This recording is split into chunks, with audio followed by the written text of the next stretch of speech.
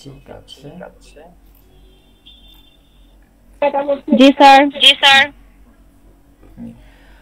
কোনো একটা জায়গা থেকে হয়তো ইয়ে আসতেছে, কি বলে, ক্লাসটা রিপিট হচ্ছে, মানে সাউন্ডটা রিপিট হচ্ছে। আচ্ছা, অসুবিধা নেই, সবাই একটু মিউট থাকেন। আর শিশির মনে হয় বের হয়ে গেছে, আবার আসতেছে। আচ্ছা, আমরা আজকে ক্লাসে একটু ঢোকার আগে একটা কথা বলি। আজকে হচ্ছে হুমায়ুন আহমেদ স্যারের জন্মদিন, তো ওনার প্রতি একটু শ্রদ্ধা রেখে আমরা ক্লাসটা শুরু করি। বিকজ হচ্ছে উনি আমার খুব ফেভারিট একজন লেখক, এবং আমার ভয়েস ডাবল আসছে। বাচ্চু ভাই একটু মিউট রাখেন। বাচ্চু ভাই শুনতে পাচ্ছেন? ওকে, মিউট হয় নাই। আচ্ছা, আমি মিউট করে দিচ্ছি। ওকে, তো হুমায়ুন আহমেদ স্যার হচ্ছে আমার খুব পছন্দের একজন লেখক, এবং আমার একলা বেলাটা হচ্ছে ওই হুমায়ুন আহমেদ স্যারের সাথে কাটে। এই জন্য আসলে একটু আমি ক্লাসের আগে একটু স্মরণ করতে চাচ্ছি। যাই হোক, ক্লাসটা শুরু করি আজকে।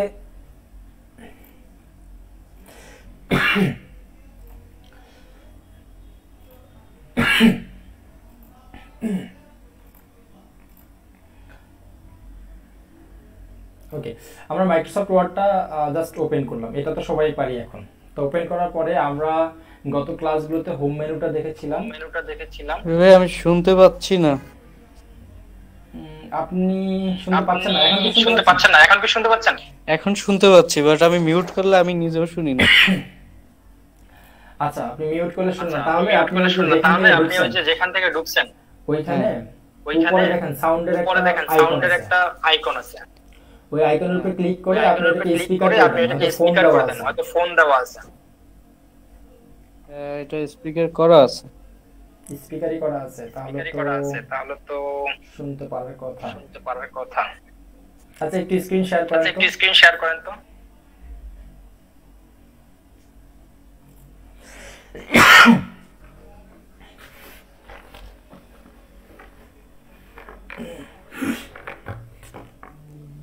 হচ্ছে না কেন? আচ্ছা, আমি আগে শেয়ার অফ করি। হ্যাঁ, এবার দেখেন।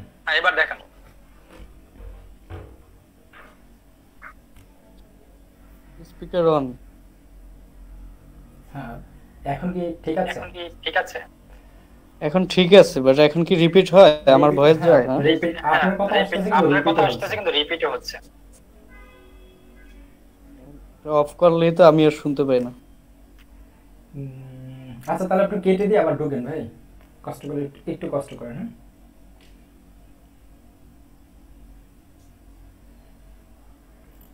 আচ্ছা, আমি বরং লিভ নেই। হ্যাঁ, লিভ নিয়ে আবার জয়েন করি। হ্যাঁ, সেটাই বলছি। ওকে ওকে, তাহলে আমরা হচ্ছে বাচ্চু ভাই, ওকে ঠিক আছে।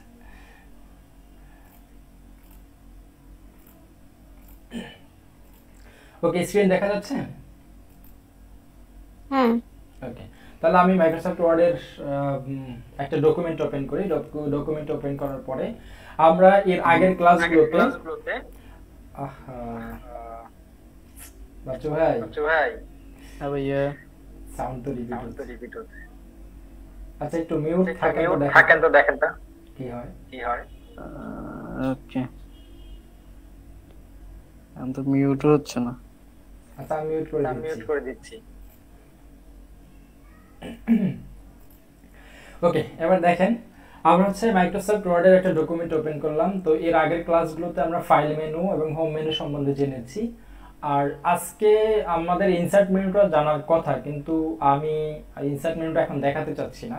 তো আমি দেখাতে চাচ্ছি পেজ লেআউট মেনুটা। পেজ লেআউট মেনুটা অনেক বেশি গুরুত্বপূর্ণ বিধায় হচ্ছে আমরা, বা এই পেজ লেআউটটা হচ্ছে ইনসার্টের সাথে অনেকটা সংযুক্ত থাকে। তো অনেকগুলো বিষয় এখান থেকে জানা দরকার, এই জন্য হচ্ছে আমি এটা আগে দেখাইতে চাচ্ছি, পেজ লেআউটটা।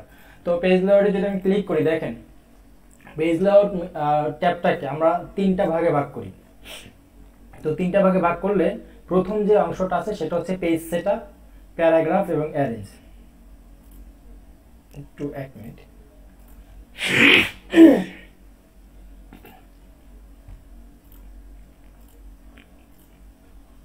তো পেজ লেআউট শব্দটা শুনলেই কিন্তু আমাদের মাথার মধ্যে একটা পেজ বা একটা পৃষ্ঠা এটা মনে হচ্ছে লেআউট।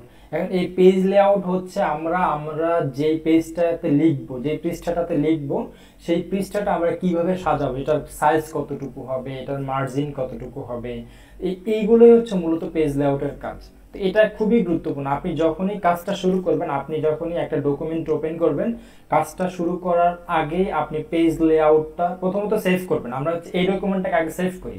তো এখানে গিয়ে সেভে যদি ক্লিক করি ফাইলে গিয়ে তাতেও হবে, অথবা আমি যদি কন্ট্রোল এস দেই তাহলেও সেভ হবে। তো আমি এটাকে সেভ করলাম। ধরেন আমি কম্পিউটারে গিয়ে এটা কোথায় সেভ করবো, ডেস্কটপে সেভ করি। যেটা হচ্ছে আজকের ক্লাস হচ্ছে ক্লাস 5, আমি 5 নামে সেভ দিলাম, ইন্টার মারলাম, সেভ হয়ে গেছে। তো দেখেন আমার কিন্তু এই যে টাইটেল বারটা চেঞ্জ হয়ে গেছে, টাইটেল বার এখন ক্লাস 5 আছে।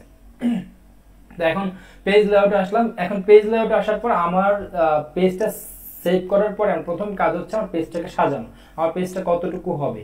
তো আমরা সাধারণত বাংলাদেশের বা অফিসিয়ালি কাজগুলোতে সাধারণত 3টা পেজ ব্যবহার করি। একটা হচ্ছে A4, একটা লেটার সাইজ, আর একটা হচ্ছে লিগ্যাল সাইজ। এগুলো একটু লিখে রাখেন, আমরা 3টা সাইজ ব্যবহার করি সাধারণত অফিসিয়াল কাজগুলোতে। লেটার সাইজ, A4 সাইজ এবং লিগ্যাল সাইজ, এই 3টা সাইজ আমরা ব্যবহার করি। তো তো আমরা প্রথম দিকে আমরা মার্জিনও যাচ্ছি, আমরা যাচ্ছি সাইজে, যে দেখেন এখানে সাইজ আছে। তো পেজের যে সাইজ, এখানে দেখেন এখানে কিন্তু একটা দাগ আছে, উপরে একটা দাগ, উপরে একটা পৃষ্ঠা, আমরা এখানে একটা আইকনই দেওয়া আছে একটা পৃষ্ঠা, উপরেও একটা দাগ আছে স্কেলের দাগ, নিচেও একটা স্কেলের দাগ আছে। তার মানে হচ্ছে এটা মনে হচ্ছে এটা মনে হচ্ছে এটা মাপ আছে এটা। তো এইখানে যদি আপনি অ্যারোতে ক্লিক করেন,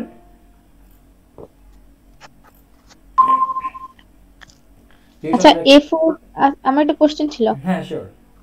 পেজটা হচ্ছে 3 A4 মার্জিন আরেকটা জানি কি, আমরা হচ্ছে 3টা পেজ ব্যবহার করব, 3টা সাইজের পেজ। সাধারণত অফিসগুলোতে 3টা সাইজ ব্যবহার হয়, সেটা হচ্ছে A4 সাইজ, লেটার সাইজ এবং এর সাথে সাথে হচ্ছে না লিগ্যাল সাইজ। মার্জিনটা তো হচ্ছে আমরা যেটা লেটার আর হচ্ছে লিগ্যাল আর A4, A4 লেটার লিগ্যাল, এই 3টা সাইজ সবচেয়ে বেশি ব্যবহার হয়। পিউষ আমরা হচ্ছে আজকে পেজ লেআউট ফাংশনটা দেখব, মেনুটা দেখব। হ্যাঁ আমার কারেন্টটা মাত্র আসছে আর হচ্ছে নেটটাও মাত্র আসছে। আমাকে কি শোনা যাচ্ছে? হ্যাঁ শুনতে পাচ্ছি, অসুবিধা হচ্ছে না। আচ্ছা আরেকটা কথা ছিল। শিওর। এখন আমরা যদি মাইক্রোসফট ওয়ার্ডে কোনো কাজ করতে যাই, হ্যাঁ ধরেন আমরা একটা প্যারাগ্রাফই লিখবো আমার কাজ, তো ওইখানে আসার পরপরই কি আমরা পেজটা আগে ঠিক করব নাকি আমি হচ্ছে লেখাটা শুরু করব? আগে পেজটা ঠিক করব, এটাই তো আমি বললাম। আমরা যখনই একটা নতুন ডকুমেন্ট ক্রিয়েট করতে যাচ্ছি, সেটা যে ধরনের হোক না, অ্যাসাইনমেন্ট হোক, প্যারাগ্রাফ হোক, যে কোনো কিছু হোক, ঠিক আছে। তো এটা শুরুতেই আমরা যেটা করব, শুরুতেই আমরা পেজ লেআউটটাকে সেটিং করে নেব। আমরা প্রথমত পেজটাকে সেভ দেব। আমি যেটা প্রথম সেভ দিলাম, ফাইলে গিয়েও সেভ দিতে পারি, অথবা আমরা কন্ট্রোল এস ব্যবহার করে সেভ দিতে পারি। তো সেভ দিলাম, সেভ দেওয়ার পর দেখেন আমরা কিন্তু যে নামে সেভ দিয়েছি আমার টাইটেল বার চেঞ্জ হয়ে গেছে। এরপরে যে কাজটা করব, আমরা আমাদের পেজটাকে সুন্দর করে সাজিয়ে নিব। এখন বিষয়টা হচ্ছে কিভাবে সাজাবো। তো আমরা তো বিভিন্ন ধরনের আর্টিকেল লিখবো, তার মধ্যে কেমন হতে পারে, যদি আমরা কোশ্চেন টাইপ করি, কোথাও স্কুলের কিংবা হচ্ছে নিজেদের কোনো কোশ্চেন টাইপ করি, তো কোশ্চেনের ধরন অনুযায়ী আমরা যদি এমসিকিউ টাইপ করি তখন একভাবে টাইপ করব, তারপরে যে আমরা যদি সৃজনশীল টাইপ করি তখন একভাবে টাইপ করব।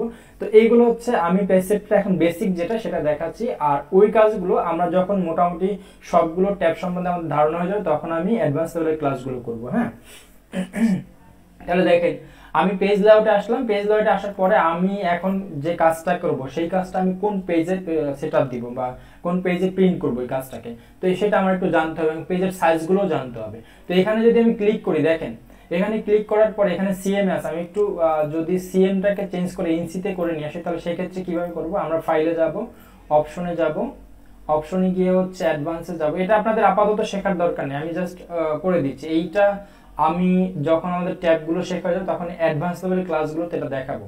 হ্যাঁ এটা আমি যদি শুধু মাইক্রোসফট ওয়ার্ডে দেখি তখন দেখা যাচ্ছে এক্সেলেও আর লাগবে না, তো মোটামুটি এক্সেল আর মাইক্রোসফট ওয়ার্ড একই।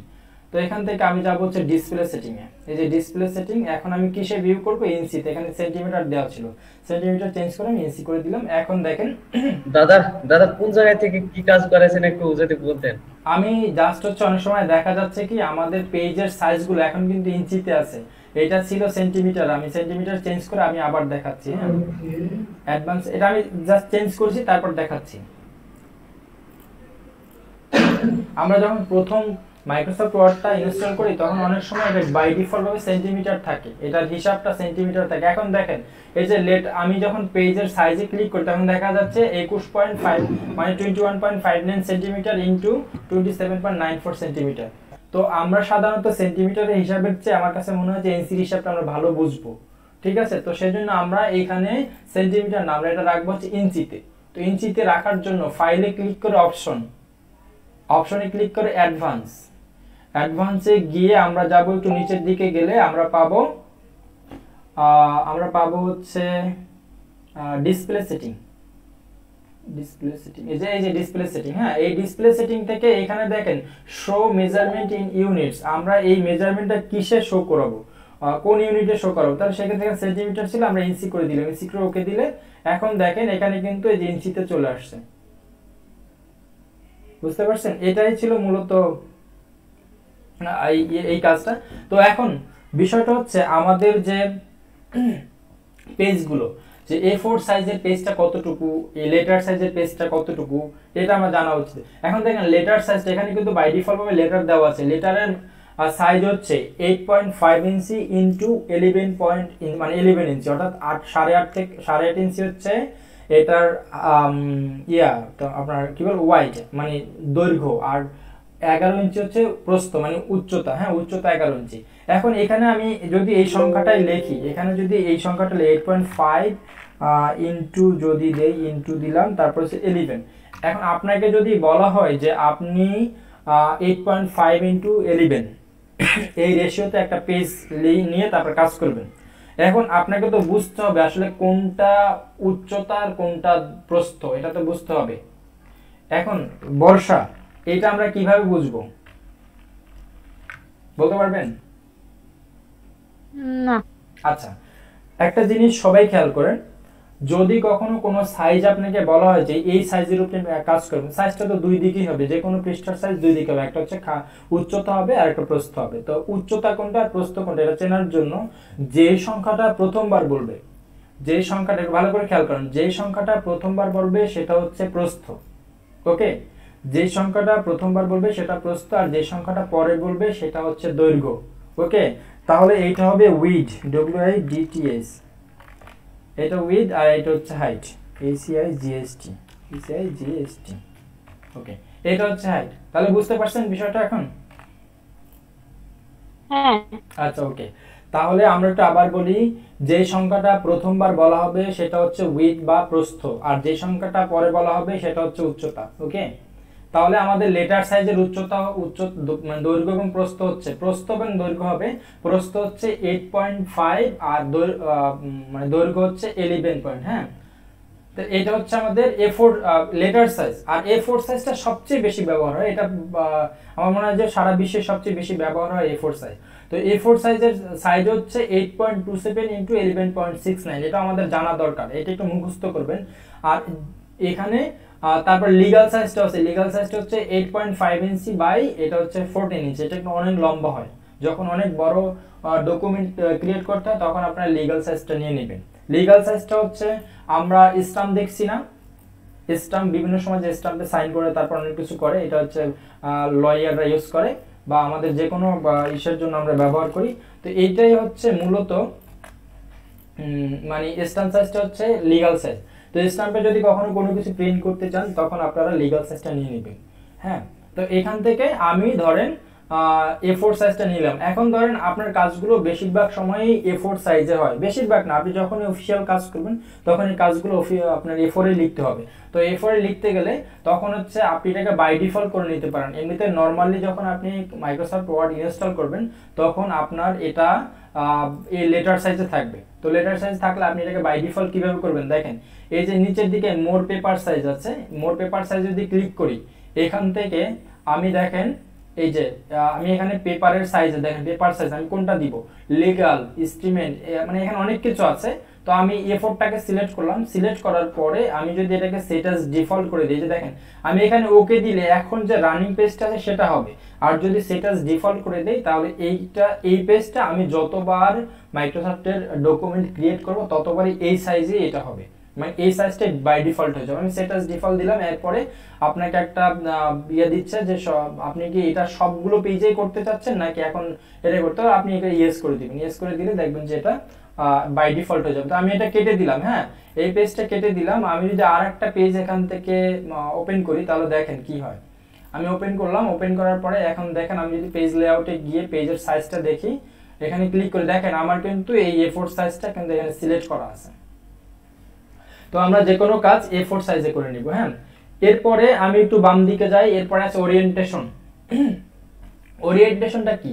ওরিয়েন্টেশনটা হচ্ছে আমরা যে পেজটা নিব সেই পেজটা আমরা কিভাবে ব্যবহার করব। একটা হচ্ছে আমরা কিন্তু পেজটা খারাপভাবে নিতে পারি, একটা হচ্ছে এইভাবে আমরা পেজটা ব্যবহার করতে পারি, অথবা কিন্তু আমরা আমাদের পেজটাকে যদি আমি আরেকটা এখানে নিয়ে আসি, অথবা আমরা পেজটাকে এইভাবে ব্যবহার করতে পারি। আমরা কিন্তু দুইভাবে আমাদের পেজটা ব্যবহার করতে পারি। তো এখন আমি পেজটাকে কিভাবে নেব, এবার আড়াআড়ি ভাবে নিব নাকি হচ্ছে খারাপভাবে নিব, তো এটাই এখান থেকে আমরা ওরিয়েন্টেশন থেকে নিব। আমি এটাকে মুছে দিলাম, পেজ লেআউটে গেলাম, এখন ওরিয়েন্টেশন। ওরিয়েন্টেশনের মধ্যে দুইটা অপশন আছে, একটা হচ্ছে পোর্ট্রেট, একটা হচ্ছে ল্যান্ডস্কেপ। পোর্ট্রেটটা কি? পোর্ট্রেট হচ্ছে খাড়া যেটা, হ্যাঁ এটার আপনার হচ্ছে প্রস্থ কম থাকবে এবং হাইটটা বেশি থাকবে, হ্যাঁ উইডথটা কম থাকবে, হাইটটা বেশি থাকবে, এটা হচ্ছে পোর্ট্রেট। আর ল্যান্ডস্কেপটা হচ্ছে আপনার উইডথটা বেশি থাকবে আর হাইটটা ছোট থাকবে, এটা হচ্ছে ল্যান্ডস্কেপ। এখন দেখেন আমি যদি ল্যান্ডস্কেপে চেঞ্জ করি তাহলে আমি একটু পেজটা জুম আউট করি, দেখেন ছোট করে দিলাম, এখন কিন্তু পেজটা দেখেন এইভাবে বড়। আর যদি আমি এটাকে ইয়া করি পোর্ট্রেট করলে কিন্তু পেজটা খারাপ হয়ে গেছে, দেখছেন। এটা একটু খেয়াল করেন, আমাদের খুবই দরকারি। কিন্তু আপনি যখন কোনো ডকুমেন্ট লিখতে যাবেন, ডকুমেন্ট ক্রিয়েট করতে যাবেন, তখন কিন্তু আপনাকে এটা বুঝতে হবে যে আমি কোন ওরিয়েন্টেশন আমি আমার পেজটা রাখবো, সেটা কি পোর্ট্রেটে নাকি ল্যান্ডস্কেপ। এটা বুঝতে পারবেন যখন 2-3 বার ইউজ করবেন, বাসায় প্র্যাকটিস করেন, তখনই বুঝতে পারবেন যে কোনটা ল্যান্ডস্কেপ আর কোনটা পোর্ট্রেট। পোর্ট্রেট হচ্ছে একদম খাড়া, আর ওরিয়েন্টেশন যদি আপনি ল্যান্ডস্কেপ নেন সেটা হচ্ছে আড়াআড়ি পেজটা থাকবে। তারপরে আসি মার্জিন। মার্জিনটা কিন্তু খুব গুরুত্বপূর্ণ। আপনি যখন নর্মাল কোনো ডকুমেন্ট ক্রিয়েট করবেন, নর্মাল ডকুমেন্ট ক্রিয়েট করতে গেলে নর্মাল ডকুমেন্টে আপনি 1 ইঞ্চি মার্জিন রাখবেন। এখানে দেখেন, এখানে কিন্তু দেওয়াই আছে, এই প্রথমটা আছে দেখেন। আমি যদি এইখান জায়গাটাতে খেয়াল করি, এই জায়গাটাতে খেয়াল করি, দেখেন আমার কিন্তু টপে 1 ইঞ্চি বলা হয়েছে, টপে 1 ইঞ্চি, বটমে 1 ইঞ্চি, লেফটে 1 ইঞ্চি এবং রাইটে 1 ইঞ্চি, অর্থাৎ চতুর্দিকে 1 ইঞ্চি রেখে আমি মার্জিনটা করতে পারি। আর এই মার্জিনের মধ্যে কিন্তু আপনি কোনো কিছু লিখতে পারবেন না। আমার দেখেন কার্সরটা আমি যখন 1 ইঞ্চি রাখছি, আমি যদি ভিউতে গিয়ে আমি রুলারটাকে ওপেন করি, দেখেন আমার এইখান থেকে এই পর্যন্ত কিন্তু আমার 1 ইঞ্চি ফাঁকা রাখছে। হ্যাঁ, তো এইটা আমরা মার্জিনের মধ্যে কিন্তু কোনো কিছু লিখতে পারবো না, ঠিক আছে। তো এটা আপনি খেয়াল করবেন যে আমরা সাধারণত যখন পরীক্ষার খাতায় কোনো কিছু লিখতে যাই, তখন কিন্তু দেখবেন মার্জিনের ভেতরে, মানে মার্জিনের বাইরে আমরা কোনো কিছু লিখি না, আমরা মার্জিনের ভেতরেই লিখি। তো এই মার্জিনটা হচ্ছে জাস্ট মার্জিনটার মধ্যে আমরা কোনো কিছু লিখতে পারবো না। আর এরপরে ধরেন আপনার প্রয়োজন অনুযায়ী আপনি 0.05 ইঞ্চি আপনি রাখতে পারেন, 0.5 ইঞ্চি রাখলে এটা মার্জিনটা হবে 1/2 ইঞ্চি। এখন দেখেন এখান থেকে 1 পর্যন্ত 1/2 ইঞ্চি, এখানে বলা হচ্ছে 1/2 ইঞ্চি, আমি কিন্তু এখানে দেখতে পাচ্ছি। তো এইভাবে আপনার প্রয়োজন অনুযায়ী আপনি 1/2 ইঞ্চি কিংবা 1 ইঞ্চি কিংবা তার চেয়ে বেশি কম আপনি এটা করে রাখতে পারেন। তো তারপরে আপনি যদি এটাকে আমরা পেজের সাইজের মতন করে যদি আমরা এটাকে করে রাখি, ধরেন বাই ডিফল্ট করে রাখি, তাহলে সেটা আমরা করতে পারবো। তো বাই ডিফল্ট আমরা কিভাবে করব? বাই ডিফল্টটা আমরা করব এই যে নিচে কাস্টম মার্জিন আছে, কাস্টম মার্জিনে ক্লিক করে এখন দেখেন এখানে যে মার্জিন চলে আসছে, এখন এই মার্জিনের মধ্যে আপনি টপে কতটুকু রাখবেন আপনি এখানে লিখে দিতে পারবেন। আমি ধরেন 0.5 রাখবো, আমি রাখবো 0.7, আমি এখানে 0.7 করে দিলাম। এখানেও ধর আমি 0.7 রাখবো, আমি রাখলাম 0.7। এখানেও আমি মানে লেফটেও আমি 0.7 রাখবো, আর 0.7 দিলাম। রাইটেও আমি রাখবো 0.7। এরপরে হচ্ছে গাটার মানে এটা হচ্ছে আমরা যখন দুইটা নিব, মানে গাটার হচ্ছে আমরা যখন দুইটা পেজ নিব, দেখেন এই যে পেজটা, আমি আরেকটা পেজ শর্টকাটের মাধ্যমে নিলাম। আমরা এখান থেকে চাইলে একটা পেজ নিতে পারতাম, আমি সেটা পরে দেখাচ্ছি। তো আমি দুইটা পেজ নিলাম, দুইটা পেজের মাঝখানে এই যে জায়গাটুকু এটাকে বলে গাটার। তো এখানে এই দুইটা পেজের মাঝখানে কতটুকু জায়গা রাখবেন, এটা বাই ডিফল্ট যেটা দেওয়া আছে সেটাই রাখতে পারেন আপনি। তো আমরা কি করব, মার্জিনে ক্লিক করে তারপর হচ্ছে কাস্টম মার্জিন, এই কাস্টম মার্জিনে ক্লিক করে আমরা আমাদের বাই ডিফল্ট ভাবে আমরা করে রাখতে পারি, অথবা এই যে এখানে অ্যারো চিহ্ন আছে এখান থেকে আমরা বাড়াতে পারি। তো আমি এখান থেকে বাড়িয়ে 1 করে দেই, কারণ এটাই আমি বাই ডিফল্ট ভাবে কাজ করি। হ্যাঁ, 1 ইঞ্চি রাখলাম, ওকে 1 ইঞ্চি রেখে আমি কাজ করলাম। ওকে, তাহলে আমার এই মার্জিনটা কিন্তু এখন বাই ডিফল্ট ভাবে 1 ইঞ্চি থাকবে। যখনই আপনি কোনো ডকুমেন্ট ক্রিয়েট করবেন তখন এই ডকুমেন্টটা কিন্তু 1 ইঞ্চি হয়ে থাকবে। ওকে, ডান। এরপরে আমি আসি কলামে। কলামটা আমাদের মোটামুটি গুরুত্বপূর্ণ। কলামটার জন্য আমি কিছু টেক্সট কপি করে নিয়ে এসে, আমরা টেক্সট কপি করব হচ্ছে লরিম ইপসাম থেকে। লরিম ইপসাম যদি লিখে সার্চ করি, এই যে লরিম ইপসাম, এটা লিখে সার্চ করলে আমরা ওদের ওয়েবসাইট থেকে কিছু টেক্সট কপি করে নিয়ে আসতে পারি। তো আমি কিছু টেক্সট আগে কপি করি। আচ্ছা, কলাম সম্বন্ধে কার ধারণা আছে? কলামটা আসলে কি? ছক। হ্যাঁ, রাইট, ছক বলা যায়। আর কেউ কিছু বলতে পারেন কলামটা কি?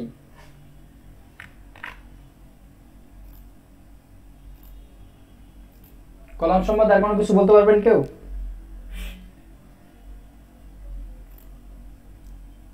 আমার সারথীরা কেউ কথা বলছে না। আচ্ছা, যে পেজ থেকে হচ্ছে কলাম বলতে বোঝা যাচ্ছে যে ছোট কোনো অংশ লেখা, লাইক হচ্ছে আমরা ফেসবুকে যে ধরনের ছোট ছোট স্ট্যাটাস গুলো দেই এগুলোকেই কলাম বলা হয় সাধারণত। মেবি ঠিক আছে, মেনে নিলাম। টেবিলও বলে, ছক বা টেবিল।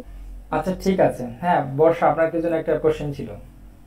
হ্যাঁ, আমি বলতেছি যে পেজ থেকে হচ্ছে ওই কোনো টেক্সট কপি করা হচ্ছে, হ্যাঁ, এখানে কি রকম মানে আর্টিকেল যে রকম দেখলাম, কি মানে কি সব এটা বিষয় নিয়ে হচ্ছে কি, আর্টিকেল থেকে? এই যে আমার এখন কাজের ক্ষেত্রে অনেকগুলো টেক্সটের দরকার আছে না, আমি এখানে তো এখানে আমি কত এক পেজ লেখা নিয়ে আসছি।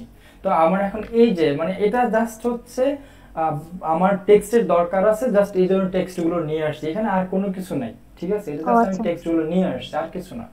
এখন এটার কোনো কাজে লাগবে না। তো এটা এমনি জাস্ট যারা হচ্ছে বিশেষ করে ডিজাইনের কাজ করে কিংবা হচ্ছে দেখা গেছে অনেক সময় ওয়েব ডিজাইনের কাজ করে, তাদের কিছু টেক্সট দরকার হয়, যেমন একটা ডিসক্রিপশন লিখতে হবে, আমার ক্লায়েন্ট সেই ডিসক্রিপশনটা দেয় নাই, তো আমি কি করবো, এখান থেকে টেক্সট আনে ডিসক্রিপশনের জায়গাটা ভরে রাখলাম, তখন যখন আমার ক্লায়েন্ট আমাকে আমার টেক্সটগুলো দিবে তখন আমি ওই টেক্সটগুলো মুছে এটা বসাই দেবে আর কি। তো এখন আমার ওই কলামটাকে বোঝানোর জন্য হলো কিছু টেক্সট দরকার ছিল, টেক্সটগুলো নিয়ে আসতে। আমি আবার পেজ লেআউটে যাই। কলাম হচ্ছে কি, আমি বলি কলামটা আসলে ওইভাবে না, কলামটা আমি যদি প্রথম আলোর একটা পত্রিকার নিয়ে আসি, তাহলে দেখেন আমি একটা ছবি নিয়ে আসি, ছবি দেখলে আরো ভালো বুঝতে পারবেন। ছোট অনেক, এই ছবিটা যদি আমি একটু বড় করে ভিউ করি, আচ্ছা ছোট যদিও, তারপর আমি বোঝাচ্ছি। তো বিষয়টা হচ্ছে আমরা যখন পত্রিকা পড়ি, হ্যাঁ, পত্রিকা পড়ার পরে দেখবেন প্রথম পৃষ্ঠায় ছোট ছোট আকারে আর্টিকেল গুলো লেখা হয়। আমি যদি এখান থেকে দেখানোর চেষ্টা করি, যেমন লেখা হচ্ছে 500 কোটি টাকার সবাই তুলে নিয়েছে ডেস্টিনি, সবই তুলে নিয়েছে ডেস্টিনি। ঠিক এইখানে এসে দেখবেন আপনি লেখা আছে যে মানে অমুক পৃষ্ঠার অমুক কলাম। হ্যাঁ, মানে পত্রিকার কিন্তু প্রথম পৃষ্ঠায় কিন্তু একেবারে যে খুব সুন্দর সুন্দর শিরোনাম যেগুলো একেবারে গুরুত্বপূর্ণ শিরোনামগুলো দেওয়া হয়, আর ওইটার বাকি অংশ ভেতরের কোনো একটা পৃষ্ঠায় দেওয়া হয়। হ্যাঁ, তো ওইটাকে বলা হয় যে অমুক পৃষ্ঠার অমুক কলামে পড়ুন। যেমন আমি এই নিউজটা যদি দেখি, দেখেন এই নিউজটার মধ্যেও নিচে এরকম ছোট, বোঝা যাচ্ছে না, তো লেখা আছে যে অমুক পৃষ্ঠার অমুক কলাম। এখন কলামটা আসলে কি? কলাম হচ্ছে এই যে আমরা যখন পত্রিকার দিকে তাকাই, দেখেন এই যে কিন্তু একটা লেখা, তারপরে এখান থেকে যদি আবার এইটুকু দেখি, দেখেন এটা কিন্তু একটা লেখা, মানে একটা শাড়ি, এইটা একটা শাড়ি, এরকম করে প্রত্যেকটা কিন্তু অনেকগুলো শাড়ি আছে, দেখেন এরকম শাড়ি আছে, এই যে একটা শাড়ি, এইগুলো হচ্ছে সরি আমি একটু পানি খেয়ে নিই।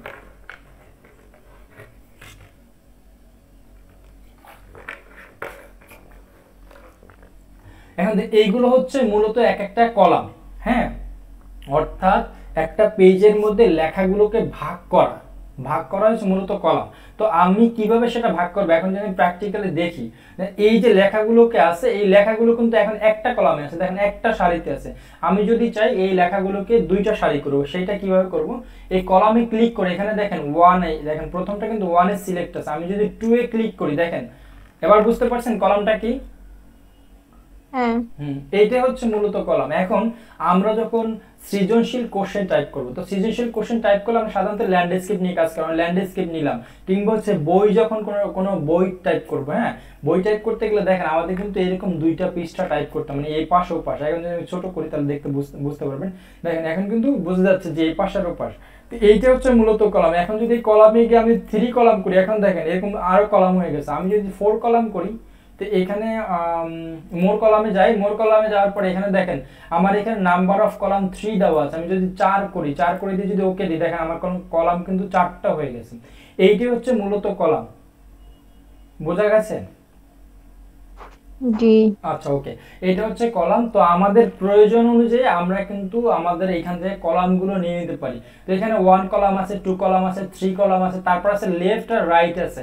লেফট কলাম দিলে দেখেন, লেফট কলাম দিলে কি হয়, আমাদের কিন্তু অনেক সময় অনেক ডকুমেন্টারি কিংবা হচ্ছে পত্রিকার ম্যাগাজিন আমরা এরকম লেখাগুলো দেখি, দেখেন যে প্রথম দিকে এই পাশে একটু চিকন করে লেখাটা থাকে, তারপর এই লেখাটার ডেসক্রিপশনটা থাকে এই পাশে বড় করে। এইটা কিন্তু এইভাবে বলো, এই যে লেফট, এই কলামে গিয়ে জাস্ট লেফটে ক্লিক করে এরকম হচ্ছে। এখন যদি রাইটে ক্লিক করলে দেখেন এই কলামটা ছোট হয়ে গেছে আর এই কলামটা বড় হয়ে গেছে।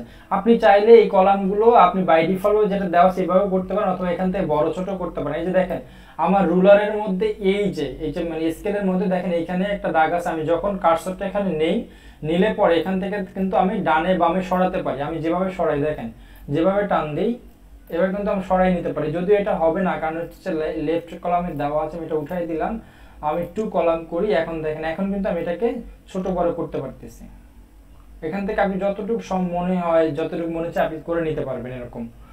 এটা আর মোর কলামে গেলে, মোর কলামের মধ্যে কিছু কাজ আছে। দেখেন ধরেন আমি 2 কলাম নিয়ে কাজ করলাম, এখন আমি চাচ্ছি এই কলামের মাঝ বরাবর একটা দাগ দিতে, যাতে হচ্ছে কেউ বুঝতে পারে এটা ভাগ করা আছে।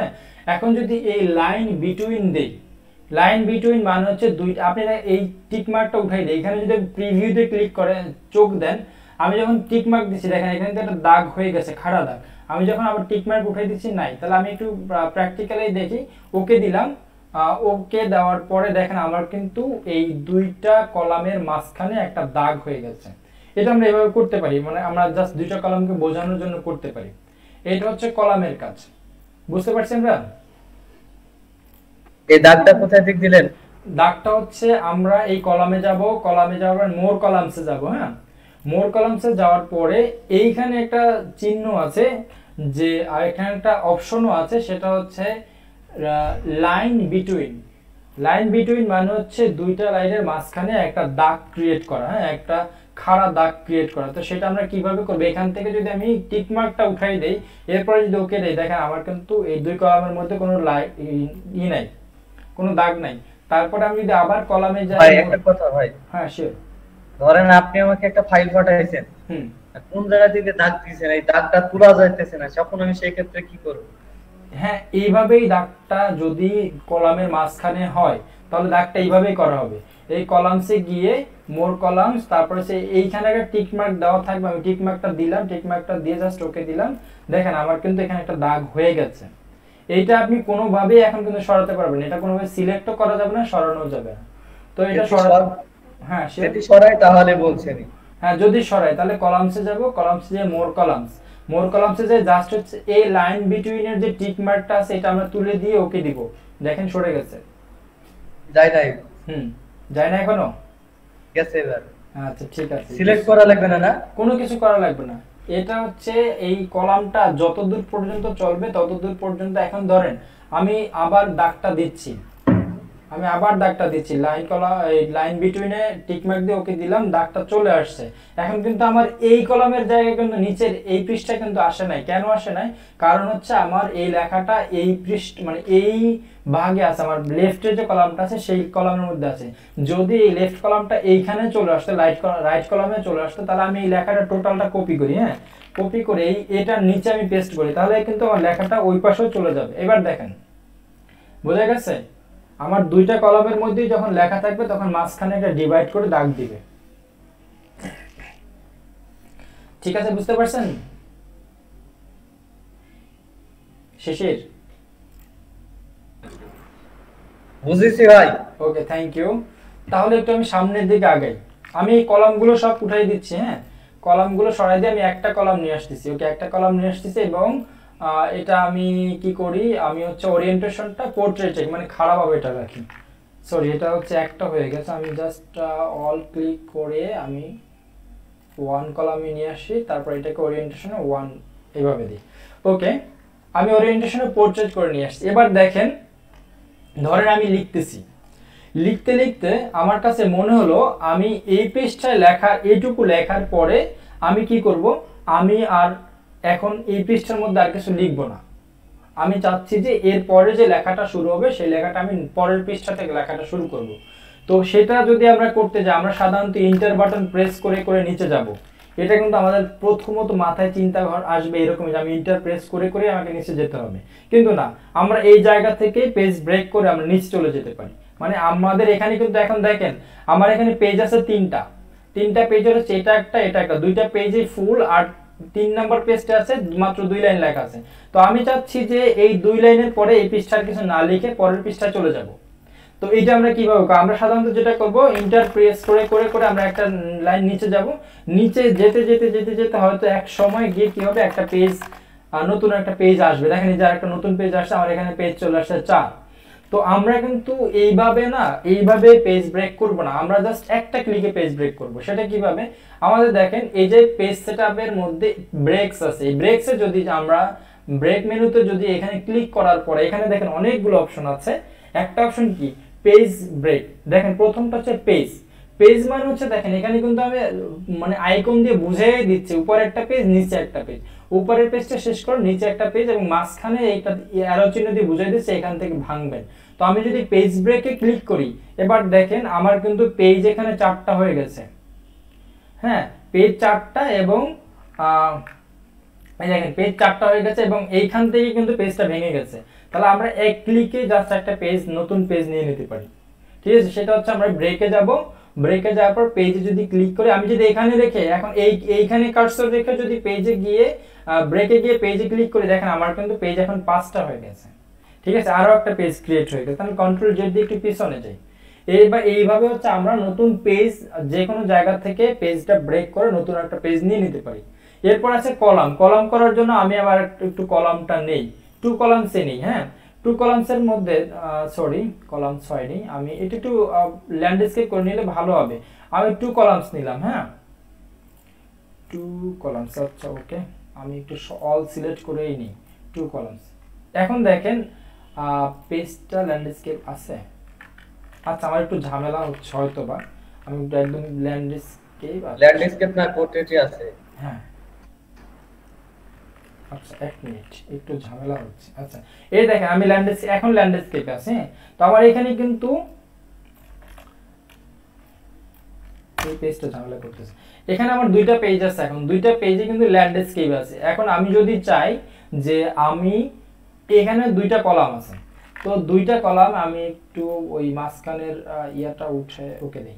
ওকে ঠিক আছে, দেখেন এখানে কিন্তু আমার 2টা পেজ আছে। এখন আমি যদি চাই যে আমার এই যে এখানে লেখাটা, এই কলামের লেখাটা আমি 2টা কলাম লিখতেছি, এখন আমি চাচ্ছি যে এইখানে যে লেখাটা আমি এখানে শেষ করছি, পরের লেখাটা আমি আর এই কলামে লিখবো না, আমি চাচ্ছি এই কলামে লিখবো। তো ওইটাও কিন্তু দেখেন আমরা যখন স্বাভাবিকভাবে কাজ করব তখন আমরা কি করি, ইন্টার প্রেস করে করে করে করে করে করে তারপর কিন্তু আমরা ওই পেজে যাই। তো আমরা না এভাবে আর কখনো করব না, আমরা এই জায়গাটা থেকে আমরা কলাম ব্রেক করব। কলামটা কিভাবে ব্রেক করব, আমরা যদি ব্রেকে ক্লিক করি, ব্রেকে ক্লিক করার পর দেখেন প্রথমত আছে কলাম, মানে দ্বিতীয় নাম্বার যেটা আছে সেটা হচ্ছে কলাম ব্রেক। কলাম ব্রেকের কাজ কি, আপনি যে কোনো জায়গা থেকে কলামটাকে ব্রেক করে পরের কলামে চলে যেতে পারবেন। আমি যদি এখানে ক্লিক করি, দেখেন আমি কিন্তু প্রথমত কোনো কিছু সিলেক্ট করিনি, জাস্ট এই জায়গাটায় কার্সর রাখছি। আমি যে জায়গা থেকে ব্রেক করব এই জায়গাটা কার্সর রাখছি, কার্সর রেখে আমি কি করব, ব্রেকে যাব, কলাম ব্রেক দিব। দেখেন আমার কিন্তু এই কলামটা ঠিকই রয়ে গেছে এই জায়গাটা। এই জায়গা থেকে আমি চাইলে এখনো কিন্তু লিখতে পারবো এবং এইটা কিন্তু পরবর্তী আমি যখন এখানে একটা লাইন লিখবো, আমার নরমালি যদি লিখতাম এখানে একটা লাইন নিচে চলে আসতো, আমার কিন্তু আসতেছে না। দেখেন আমি যতই লিখি এখানে কিন্তু আসবে না, আমার যতক্ষণ না পর্যন্ত এই লেখাটা এই কলামটা শেষ করে তারপর এই কলামে আসবে ততক্ষণ পর্যন্ত এটা কিন্তু সরবে না। তো এরকম করে করে আমরা কিন্তু কলামটাকেও ব্রেক করতে পারতেছি। আচ্ছা, এই বিষয়টা বুঝতে পারছেন সবাই? জি হ্যাঁ, বোঝা গেছে। আচ্ছা ঠিক আছে, তো আমরা এইভাবে হচ্ছে আমরা কলাম যখন ব্রেক করব তখন এইভাবে আমরা ইন্টারপ্রেস করে করে আর কোনোদিন কলাম ব্রেক করব না, আমরা জাস্ট পেজ লেআউট থেকে ব্রেকে গিয়ে কলাম ব্রেক দিব। এরপরে আছে টেক্সট রাপিং। টেক্সট রাপিংটা হচ্ছে আমি এখানে যদি একটা ইনসার্ট থেকে একটা ফটোস নিয়ে আসি, এটা ইনসার্টের ক্লাস আমি একটু পরে দেখাবো আপনাদেরকে, কারণ আমার আগে পেজ লেআউটটা খুব দরকার ছিল, বিধায় পেজ লেআউটটা দেখে আমি একটা ছবি নিয়ে আসি। এখানে সাকিব খান, ওই যে আমরা সেদিন সাকিব আল হাসান, আমরা যে অনলাইন থেকে সেদিন যে ছবি আনছিলাম ঠিক ওইভাবে আমি একটা ছবি নিয়ে আসি। আমি সাকিব আল হাসানের একটা ছবি নিয়ে আসি, না মাশরাফি বসের নেই, আমি একটা ছবি ইনসার্ট করলাম। একটা ছবি যখন ইনসার্ট করবেন এই ছবিটা একটু টাইট ভাবে থাকে, মানে আপনি কোনো জায়গায় মুভ করতে পারবেন না। দেখেন মুভ করতে একটু কষ্ট হবে, আপনারা যারা বাসায় ল্যাপটপ কম্পিউটার আছে একটু ট্রাই করবেন, এখানে ছবি এনে টেক্সটের মধ্যে একটু খুব টাইট অবস্থা থাকে এবং যেখানে যাচ্ছে সেখান থেকে কিন্তু দেখেন এটা কিন্তু ওর ছবির জায়গাটা দখল করে টেক্সটটা সরাই ফেলে। তো আমরা চাচ্ছি যে ছবিটা যে কোনো জায়গায় আমরা মুভ করতে পারবো। তো সেটার জন্য আমরা যদি পেজ লেআউটে যাই, তারপর হচ্ছে ব্রেকে যাই, এখান থেকে যদি টেক্সট রাপিং করি, টেক্সট রাপিং এর চেয়ে ভালো টেক্সট রাপিং হয়, এটা আরো একটা অপশন আছে। আমরা যদি ফরম্যাট থেকে টেক্সট রাপিং করি, এই যে দেখেন রাপ টেক্সট, এখান থেকে যদি বিহাইন্ড দ্য টেক্সট করি তাহলে এই পিকচারটা আমি যে কোনো জায়গায় মুভ করতে পারি। এখন দেখেন টেক্সটে কিন্তু কোনো সমস্যা হচ্ছে না, এই লেখাটা জাস্ট যে টেক্সটের উপরে আছে, এই মানে ছবিটা টেক্সটের নিচে আছে, লেখাগুলো ছবির উপরে আছে, এই আর কি। তো আমরা চাইলে এইভাবে এখান থেকেও টেক্সট রাপিং করতে পারি। তো এটা আমরা আর একটু ইনসার্টের কাজ যখন করব তখন আরো ভালোভাবে বুঝতে পারবো। এটা হচ্ছে টেক্সট রাপিং এর কাজ। আর এইখান থেকে দেখেন এরপর আছে কি নেক্সট পেজ। নেক্সট পেজের অপশনটা কি, আমি যদি পেজের শেষের দিকে চলে যাই, এখানে ক্লিক করে আমি যদি আমার এখন কার্সর রাখছি আমার পেজের একদম শেষে, এখানে ক্লিক করে আমি যদি ইয়াতে গিয়ে নেক্সট পেজে, দেখেন আমার কিন্তু নেক্সট পেজে চলে আসবে। হ্যাঁ, নেক্সট পেজে চলে আসতেছে। এভাবে আপনি একটা পেজ ক্রিয়েট করতে পারবেন নতুন করে।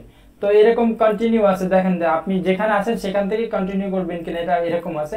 তো এই বিষয়গুলো আপনি যখন আরেকটু অ্যাডভান্স হবেন তখন বুঝবেন। আর নিচের যে অপশনটা আছে এইটা দেখেন ইভেন্ট পেজ এবং ওল্ড পেজ। ইভেন্ট পেজ এবং ওল্ড পেজের মধ্যে একটু কাজ আছে, সেটা আমি দেখাবো আমরা যখন আচ্ছা এখান থেকেই দেখাই। আমার এখানে কিন্তু দেখেন আমি যদি পেজে যদি আমি ইনসার্ট থেকে জাস্ট পেজের একটা নাম্বার দিই, পেজের নাম্বারটা পেজ নাম্বারটা দিই, এটা আমি দেখাবো আপনাদের। হ্যাঁ, ইনসার্ট থেকে এখন আপাতত টেনশন না নিলেও হবে। ওকে, এবার দেখেন আমরা কিন্তু প্রত্যেকটা পেজে পেজ নাম্বার চলে আসছে, 3 নাম্বার পেজ, 2 নাম্বার পেজ, তারপরে হচ্ছে 4 নাম্বার পেজ, এরকম আমরা পেজে নাম্বার দিতে পারবো।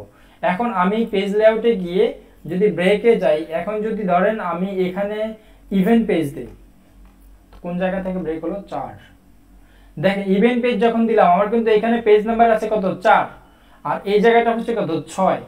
বুঝতে পারছেন পার্থক্যটা?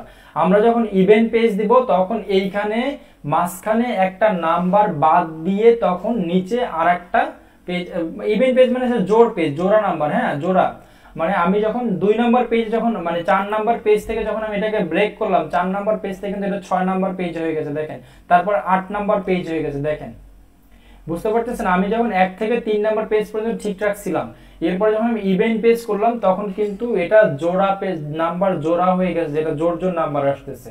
ঠিক আছে, তো আমি আবার যদি এরপরে আছে ওড পেজ, ওড পেজ বিজোড় পেজ। হ্যাঁ, আমি যদি এখানে বিজোড় ক্লিক করি দেখেন 7, 7-এর পরে 8, আচ্ছা ঠিক আছে 7, আমি একটু নিচের দিকে যাই, আমি এই পেজে যদি থাকা অবস্থায় যদি ওড পেজ দেই দেখেন 8, 9, আচ্ছা এখানে ওইভাবে আসবে, মানে আগে তো শুধুমাত্র জোড়া জোড়া নাম্বার আসছে, আর এখানে আপনার ওই জোড়া, আমার তো প্রথম দিকে জোড়া নাম্বার দেওয়া আছে, এই জন্য 4 6 ছিল, এরপরে 7 8 চলে আসছে এইভাবে। তো এখান থেকে আমরা এইভাবে করে জোড় বিজোড় সংখ্যারও নাম্বার, পেজ নাম্বার নিয়ে নিতে পারি। এটা পেজ নাম্বারে যখন কাজ করব তখন আর একটু ভালো বুঝবেন। এরপরে আছে লাইন নাম্বার। দেখেন লাইন নাম্বারে কাজ করতে গেলে আমি একটু উপরের দিকে যাই, আমার পিছন নিচের যে পেজগুলো আছে সেগুলো আমি ডিলিট করে দিলাম, নিচের পেজগুলোকে আমি ডিলিট করে দিলাম, ওকে ডান, এই পেজটাকে ডিলিট করে দিই। আচ্ছা, আর এইখানে যে কলামগুলো আছে সেই কলামগুলোকে আমি একটা কলামে করে ফেলি। দেখেন আমি সব লেখাগুলোকে এক কলামে নিয়ে আসলাম, আর ওরিয়েন্টেশনকে পোর্ট্রেট করলাম। পোর্ট্রেট করার পরে, আচ্ছা ওরিয়েন্টেশন সবগুলো পোর্ট্রেট হয় না, আমি এবার সবগুলো পোর্ট্রেট করে দিই, আর কলামটাকে 1 কলাম করে দিই, ওকে ডান। এরপরে দেখেন লাইন নাম্বার। লাইন নাম্বার হচ্ছে আমি আমার ডকুমেন্টের মধ্যে কয়টা লাইন লিখছি সেটা আমি কিভাবে লিখবো। ধরেন আমার যদি 50 পৃষ্ঠার একটা ডকুমেন্ট হয়, তো 50 পৃষ্ঠার মধ্যে আমি কয়টা লাইন লিখছি। এর আগে আমরা যখন ক্লাস করছিলাম সেই ক্লাসগুলোতে কিন্তু আমরা এখানে দেখেছিলাম যে পেজ নাম্বার, কিন্তু লাইন নাম্বার দেখি, তারপর কয়টা ওয়ার্ডস আছে সেটা দেখছিলাম। এখন আমরা লাইন নাম্বার কিভাবে লিখবো, আমি কয়টা লাইন লিখছি সেটা দেখার জন্য জাস্ট আমি যদি এখানে ক্লিক করি, তো এখন দেখেন কন্টিনিউয়াসলি যদি ক্লিক করি তাহলে দেখেন 1 থেকে শুরু করে একদম লাস্ট পর্যন্ত আসবে। দেখেন 1 থেকে শুরু করে আমার প্রত্যেকটা পেজে কিন্তু দেখেন নাম্বার হয়ে গেছে। যে আমি 1 নাম্বার পেজে দেখেন 1 নাম্বার পেজে এটা 1 নাম্বার লাইন, এখানে 11 নাম্বার লাইন আছে। তো এটা দেখেন এরকম করে করে কিন্তু এগুলো সবগুলো লাইন হয়ে গেছে। এইটা সাধারণত মার্জিনের ভেতরে থাকবে, হ্যাঁ মার্জিনের ভেতরে থাকলে এটা কিন্তু আপনি চেঞ্জ করতে পারবেন না নাম্বারিং গুলো, তখন আপনি এখানে গিয়ে জাস্ট নান করে দিলে উঠে যাবে। তো আমি আবার ধরেন তারপর দেখেন restart is page. Restart is page মানে হচ্ছে প্রত্যেকটা পেজ থেকে নতুন করে নাম্বারিংটা শুরু হবে। তো আমি যদি রিস্টার্ট ইজ পেজ দেই তাহলে দেখেন আমি প্রথম পেজে লিখেছিলাম 11 পেজ, দ্বিতীয় 11 নাম্বার, 11টা লাইন লিখেছিলাম প্রথম পেজে 11 নাম্বার, আর দ্বিতীয় পেজে লিখেছি কত 29টা লাইন, তৃতীয় পেজে আবার দেখেন 1 থেকে শুরু হয়ে আমি এখানে লিখেছি 38টা লাইন। তো এইটা এইভাবে আমরা প্রত্যেকটা পেজে কয়টা লাইন লিখেছি সেটা আমরা এখান থেকে বের করতে পারবো। তারপরে রিস্টার্ট ইজ সেকশন। আমি যদি রিস্টার্ট ইজ সেকশন দেই, দেখেন আমি যদি এখানে এন্টার প্রেস করি, এখানে হবে না, এই যে দেখেন 1 থেকে 2 নম্বর পৃষ্ঠাকে ও একটা সেকশন ধরছে, সেকশন ধরার পর আবার কিন্তু 3 নম্বর পৃষ্ঠা থেকে ও কিন্তু আবার 1 2 3 কাউন্ট করছে। এটা এইভাবে করা যায়। তো এই কাজটা সাধারণত আমাদের দরকার হবে না, আমি এই জন্য আর দেখাচ্ছি না, নান করে দিলাম যে আমার পেজে কয়টা লাইন আছে এটা সাধারণত দেখানো লাগবে না কাউকেই, ঠিক আছে। এরপর আছে হাইপার লিঙ্ক। হাইপার লিঙ্কের কাজ কি? হাইপার লিঙ্কের কাজটা যদি আমি আর একটু পরে দেখাই, ইনসার্টের কাজটা করে এসে যদি দেখাই, ঠিক আছে, তাহলে আমার মনে হয় খুব ভালো হয়। এইখানে আরেকটু কাজ ওইটার সাথে মেলানো আছে। তো হাইপারলিংকের কাজটা আমি একটু পরে দেখাই, হ্যাঁ হাইপারলিংকের কাজটা দরকার আছে, একটু পরে দেখালে ভালো হয়। তারপরে দেখেন আমি যদি প্যারাগ্রাফ এরিয়াতে আসি, আমার ক্লাস কি বুঝতে পারতেছেন সবাই? হ্যাঁ বুঝা জি হ্যাঁ। আচ্ছা ঠিক আছে। এরপরে যদি আমি প্যারাগ্রাফ এরিয়াতে আসি, প্যারাগ্রাফ এরিয়ার কাজ আমরা ওয়ার্ডের যে প্যারাগ্রাফ এরিয়ার কাজ করেছিলাম এটার মতনই অনেকটা। তো আমি পেজ লেআউটে যাই, এখানে দেখেন প্রথম হচ্ছে ইনডিট স্পেসিং, এই দুইটা ইনডিট এবং স্পেসিং এর কাজ কি? ইনডিট আমরা বলছিলাম এই যে আমাদের রুলারের মধ্যে যে দাগগুলো থাকে এখানে দেখেন এটাকে আমরা বলবো ইনডিট। দুইটা ইনডিট, একটা হচ্ছে ফার্স্ট লাইন ইনডিট আর একটা হচ্ছে হ্যাঙ্গিং লাইন ইনডিট। তো ফার্স্ট লাইন ইনডিটটা আমাদের যেখানে থাকবে, যেই বরাবর থাকবে, দেখেন আমি যদি এখানে ক্লিক করি জাস্ট দেখেন আমার কিন্তু লেখাটা বোঝাই যাচ্ছে যে এই বরাবর লেখাটা শুরু হয়েছে, ঠিক আছে। ফার্স্ট লাইন ইনডিটটা হচ্ছে যেখান থেকে আমাদের লেখাটা শুরু হয়, আর হ্যাঙ্গিং লাইন ইনডিটটা আমরা চাইলে যে কোনো জায়গায় মুভ করতে পারি, এটা হচ্ছে জাস্ট সেকেন্ড লাইনটা ওই জায়গা থেকে শুরু হবে। তো এটা দেখেন আমি যদি মুভ করি তাহলে দেখেন আমার সাথে সাথে লেখাগুলো মুভ হচ্ছে। আমি দুইটা এক জায়গায় রাখলাম। এখন দেখেন ফার্স্ট লাইন ইনডিট এখানে 0 দেওয়া আছে, লেফটে বাম দিকে দেখেন 0 আছে। আমি যদি এখানে একটু একটু চাপ দেই দেখেন আমার মার্জিন কিন্তু এই জায়গায় ঠিক আছে, কিন্তু আমার লেখাটা কিন্তু এখানে ওই 0.1 ইঞ্চি করে 1 ইঞ্চি করে কিন্তু সামনে আগাচ্ছে।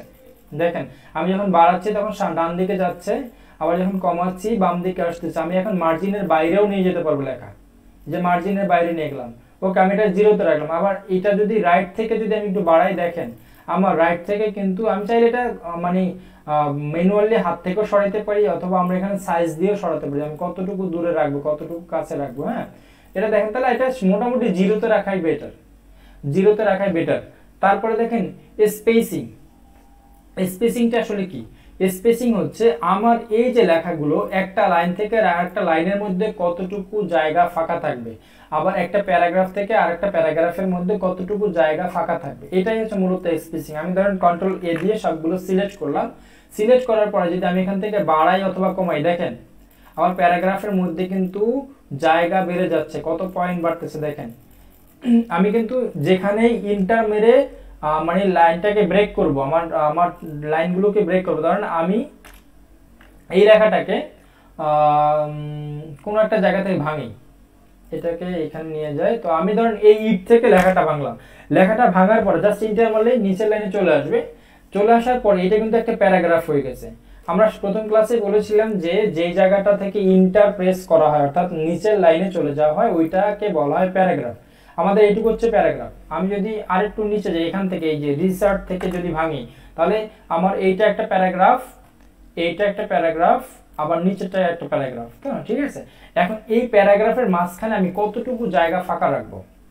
আমি যদি কন্ট্রোল এ দিয়ে অল সিলেক্ট দিলাম, এখানে অটো দেওয়া আছে, আমি যদি কমাই, দেখেন কমবে না, এই দেখেন এটা হচ্ছে উপরে মানে বিফোর মানে উপরে, হ্যাঁ। আমি যদি নিচ থেকে কমাই, এবার দেখেন নিচ থেকে কমাই এবং বাড়াই, আমি যদি এখান থেকে কমাই বা বাড়াই, যখন বাড়াচ্ছি দেখেন আমার প্রত্যেকটা প্যারাগ্রাফ নিচ থেকে কিন্তু বাড়তেছে, মানে এইখানে যখন আমি ব্রেক করলাম, ব্রেক করার পর এই জায়গাটা কিন্তু বাড়ছে। তো এখন যদি আমি কন্ট্রোল এ দিয়ে অল সিলেক্ট করে কমিয়ে দিই, আমি কমিয়ে দিচ্ছি, দেখেন এটা কিন্তু কাছাকাছি চলে আসতেছে, ঠিক আছে। অটোতে আসলে একটা নির্দিষ্ট পরিমাণ জায়গা থাকে, আর জিরোতে থাকলে দেখেন জিরোতে থাকলে আর একটু কম হয়। তো এইটাই হচ্ছে মূলত স্পেসিং এর কাজ। ওকে, তো এইটুকু বুঝতে পারছেন সবাই?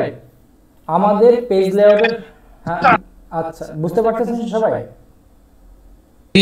ওকে, আমাদের পেজ লেআউটের যে কাজটা, পেজ লেআউটের কাজের মধ্যে সবচেয়ে বেশি গুরুত্বপূর্ণ কাজ হচ্ছে পেজটা সেটআপ করা, ঠিক আছে। পেজটা সেটআপ থাকলে আপনি এই যে ইনডিটের কাজগুলো আপনি চাইলে ওখান থেকে না, আপনি হাত দিয়ে সরাই নিতে পারবেন, সরাই কতটুকু সরাবেন, কতটুকু বাড়াবেন কমাবেন সেটা আপনি এখান থেকে হাত দিয়েই করতে পারেন, এখানে না করলেও হবে।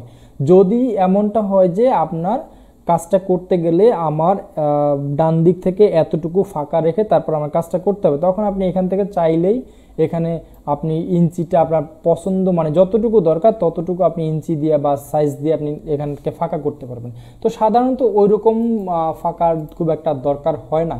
যখন ধরেন আপনি বা কোনো স্টাম্পের কাজ করতে যাবেন, স্টাম্পিংয়ের যে স্টাম্পের যে লেখাগুলো, তখন দেখা যায় ডান পাশে কিছু বাম পাশে কিছুটা জায়গা ফাঁকা রাখে, ওই বাম পাশের জায়গায় সাইন করতে হয়, যেন ফাঁকা রাখে। তো এটা যখন আপনি লিখবেন মানে ওই স্টাম্প লিখবেন তখনই বুঝতে পারবেন, তখন আপনি আলাদাভাবে বা ওই স্টাম্পের ওইখানে স্কেল থেকে মেপে এখান থেকে আপনি সাইজটা কমাই নিতে পারবেন, বাড়াই নিতে পারবেন, এটাই। আর এই যে অ্যারেঞ্জের কাজটা করার আগে আমাদের ইনসার্টের কাজটা একটু করার দরকার। তো ইনসার্টের কাজটা আমি আগামী ক্লাসে দেখাবো। পেজ লেআউটের কাজটার মধ্যে আপনারা শুধুমাত্র পেজ সেটআপটা খুব ভালো করে দেখেন, হ্যাঁ, পেজ লেআউটটা ভালো করে দেখলে। আর অ্যারেঞ্জের কাজটা আমরা ইনসার্টে যে কোনো সময় যদি আমরা ছবি নিয়ে কাজ করি বা বিভিন্ন সাইন নিয়ে কাজ করি, যেমন ধরেন আমি যদি জ্যামিতির কোনো কাজ করি, হ্যাঁ, জ্যামিতির কাজ করতে গেলে কিন্তু আমাকে সাইন নিয়ে কাজ করতে হয়, তখন হয়তো এই পেজ লেআউটের অ্যারেঞ্জের কাজটা করতে হয়। ধরুন আমি যদি ইনসার্ট থেকে জাস্ট আজকে দুইটা ত্রিভুজ এঁকে দেখাই, আমি জাস্ট ত্রিভুজ আঁকলাম, দেখেন একটা ত্রিভুজ আঁকলাম, এটার কালারটা একটু আমি ভিন্ন কোনো কালার দিই, ওটা তো আচ্ছা এটা তো আউটলাইনটা নো কালার করে দিই, ফিল কালারটা ধরুন আমি এই কালার দিলাম, আরও একটা ত্রিভুজ আমি এখানে আঁকি বা এখানে একটা রাউন্ড শেপ আঁকি। এখন দেখেন এখানে দুইটা শেপ আছে, দুইটা শেপের মধ্যে নীল কালারটা আছে উপরে, আর এই যে কাঠালি কালার যেটা বা একটু ইয়েলো টাইপের এটা কিন্তু আছে নিচে। তো এইটাকে আমরা পেজ লেআউট থেকে দেখেন, এখন কিন্তু আমি যখন এগুলোকে সিলেক্ট করছি, আমি যখন ডিসিলেক্ট আছি কোনো কিছু সিলেক্ট করে না, তখন দেখেন এটা কিন্তু ঘুমন্ত অবস্থায় আছে, এটা আমরা ধরতে পারতেছি না। যখন আমি এটাকে ক্লিক করছি দেখেন এখন পজিশন চলে আসছে, টেক্সট আপ চলে আসছে, ব্রেইং ফরওয়ার্ড সেন্ড ব্যাকওয়ার্ড এগুলো চলে আসছে। তো এটা আগামী ক্লাসে দেখাবো ইনশাল্লাহ। আর বাসায় যারা হচ্ছে টাইপিংয়ের প্র্যাকটিস করতেছেন, টাইপিংয়ের প্র্যাকটিসের জন্য একটু দেখি আমি ক্লাসটা শেষ করবো, জাস্ট 5 মিনিট। হ্যাঁ, আমরা গত ক্লাসে তো ASDFG এটা শিখছি। পিয়ুষ হাজরা কি অবস্থা টাইপিংয়ের? টাইপিং করছেন বাসায়? পারফেক্ট। আচ্ছা, বাসায় টাইপ করতে হবে। তো টাইপ করার জন্য আজকে যেটা করবেন দেখেন, আমরা তো এএস ডি এফ জি এটা শিখছি, স্পেস দিয়ে এইচ জে কে এল কোলন এটা শিখছি। তারপরে ডান হাতের কোণ অ্যাঙ্গুল দিয়ে আমরা কি করি, বিয়ে করি, ইন্টার প্রেস করে একটা নিচের লাইনে যাই। আজকে শুধুমাত্র হাতের তর্জনী অ্যাঙ্গুল যেটা, হ্যাঁ মানে বৃদ্ধাঙ্গুলের সাথের যে অ্যাঙ্গুলটা, এই অ্যাঙ্গুলটার একটু কাজ বাড়াবেন, ঠিক আছে? যেটা করবেন আমরা লিখবো A S D F G, লিখে স্পেস দিয়ে আমরা কি করব এস জে কে এল ক্লোন, তারপর ইন্টার দেওয়ার পর আপনি লিখবেন বাম হাতের তর্জনী আঙ্গুল দিয়ে লিখবেন এফ জি আর টি 45। আপনি যখন এটা লিখতে যাবেন তখন মানে চেষ্টা করবেন আপনার হাত যেন কিবোর্ড থেকে না উঠে, জাস্ট হচ্ছে আপনার ইয়াটা উঠবে, তর্জনী আঙ্গুলটা উঠবে। আমরা কীভাবে লিখবো, এফ জি আর টি 45 এটা লিখবো। আর এরপরে আমরা একটা স্পেস দিয়ে লিখবো সিভি এটা লিখবো, হ্যাঁ না সরি সিভি না, আমরা লিখবো ভিভি, হ্যাঁ সিভি লিখবো না, সরি। তাহলে আমরা কি লিখবো, আমি আবার একটু বলতেছি, বাম হাতের তর্জনী আঙ্গুল থেকে আমরা লিখবো এফ জি আর টি 45, তারপরে ভিবি, ওকে এটুকু লিখবো। আর ডান হাতের তর্জনী আঙ্গুল থেকে আমরা লিখবো এইচ জে ওয়াই ইউ 67, আর বিএনটাও লিখতে পারি, হ্যাঁ বিএনটা এখানে, এই বিটা এখানেও লিখতে পারেন, কোনো অসুবিধা নেই, ঠিক আছে? অর্থাৎ আপনি ভি আর বি দুই আঙ্গুল থেকে লিখতে পারবেন, ডান হাতের তর্জনী থেকে লিখতে পারবেন, বাম হাতের তর্জনী থেকে লিখতে পারবেন বিটা, ঠিক আছে? তাহলে বিএন এইভাবে লিখেন, অথবা সিবিটা আপনি এখানে যদি আপনার হাতে সুবিধা হয় যে এফ জি আর টি 45 সিভি এভাবে লিখতে পারেন, কোনো অসুবিধা নেই, সিবিটাই লিখেন, হ্যাঁ। আর এইখানে বাম হাত থেকে ডান হাত থেকে লিখবেন H G U Y U 67, তারপর হচ্ছে বিএন এটা লিখেন। বুঝতে পারছেন পিউষ হাজরা, বোঝা যাচ্ছে কথা? জি হ্যাঁ। আচ্ছা আমি এখানে লিখে দিচ্ছি বাম হাতের তর্জনী, সরি আমার এখানে অটো কারেকশনটা অন আছে, আমি একটু অটো কারেকশনটা অফ করে আসি, প্রুফিং থেকে ওগুলো সব অফ করে দিতে হবে।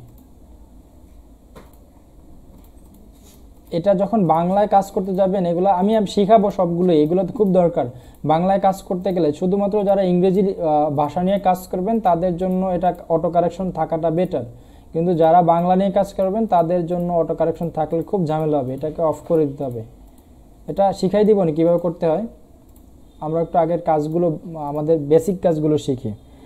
এখানে লিখবো হচ্ছে বাম হাতের, হ্যাঁ বাম হাতের তর্জনী দিয়ে লিখবো, কি লিখবো, বাম হাতের তর্জনী আঙ্গুল দিয়ে লিখবো হচ্ছে এফ জি, এফ জি লিখবো, আর টি লিখবো, 45 লিখবো, আর নিচে লিখবো সিভি।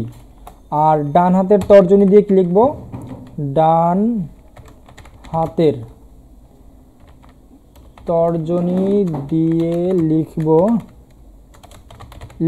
কি লিখবো, বাম হাতের তর্জনী দিয়ে, ডান হাতের তর্জনী লিখবো H J Y U 67 R BN, okay. এটা একটা স্ক্রিনশট নিয়ে নিতে পারেন পিউষরা। আমরা এই সবাই যারা আছেন সবাই একটু বাসায় প্র্যাকটিসের জন্য এটা স্ক্রিনশট দিয়ে নেন। আর এখন থেকে আপনি লিখবেন ASDFG SJKL ক্লোন দিয়ে ইন্টারপ্রেস করে, তারপর আবার এটা লিখবেন FCRT 45CB, হ্যাঁ, তারপর SJYU 67BN এটা লেখা শুরু করেন। আর খেয়াল করবেন যে কোথায় কোন অক্ষরটা আছে, একটু খেয়াল করে লেখা শুরু করবেন। ইনশাল্লাহ আর বেশি না, 7 দিন যদি আপনি টাইপ করেন আপনার টাইপটা হাতের মধ্যে চলে আসবে। তো আমি চাচ্ছি যে আজকের ক্লাসটা পর্যন্ত রাখি। কারো কোনো সমস্যা আছে আর? জি না। আচ্ছা ঠিক আছে, সবাই তাহলে ভালো থাকবেন, বাসায় বেশি বেশি কাজ করবেন। আর ক্লাসের মধ্যে একটু সবাই টাইমলি আসার চেষ্টা করেন, হ্যাঁ। আমরা চাই যে একটু ভালোভাবে ক্লাসটা শেষ করা যায় কিনা তাড়াতাড়ি। জি জি। আর আগামী 16ই ডিসেম্বর উপলক্ষে, বিজয় দিবস উপলক্ষে আমি একটা নতুন ব্যাচ চালু করতে চাচ্ছি।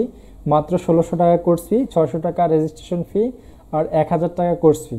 যদি কেউ থাকে আপনাদের বন্ধু বান্ধব পরিচিতদের মধ্যে সাজেস্ট করতে পারেন। জি অবশ্যই। ওকে, থ্যাংক ইউ, সবাই ভালো থাকবেন। হ্যাঁ জি স্যার।